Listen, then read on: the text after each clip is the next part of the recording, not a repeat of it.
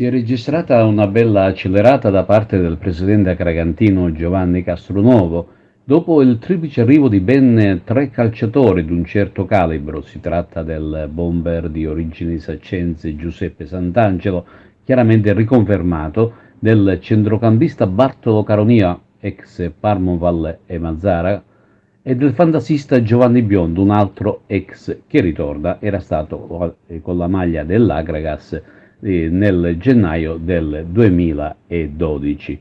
Il massimo esponente biancazzurro nella giornata di mercoledì scorso ha fatto conoscere al sindaco Calogero Firetto il progetto della nuova Agragas. Si è discusso di diversi temi e in particolare dei programmi futuri della società all'impiantistica sportiva. Il patron Castronovo ha chiesto l'affidamento in concessione in uso dello Stadio Seneto e dell'impianto sportivo comunale di Fontanelle, anche con la partecipazione ad una gara pubblica. Il sindaco Firetto ha mostrato interesse per il calcio biancazzurro e ha promesso la propria presenza in tribuna per le partite interne dei giocatori biancazzurri, della squadra biancazzurra, e soprattutto il coinvolgimento di alcuni imprenditori vicini all'amministrazione per sostenere e supportare la nuova Akragas.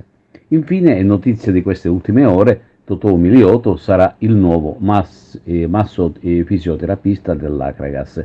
Nella serata di ieri il giovane professionista agrigentino ha raggiunto l'accordo con il presidente Giovanni Castronovo, andando a colmare un ulteriore tassello mancante all'interno della compagine biancazzurra.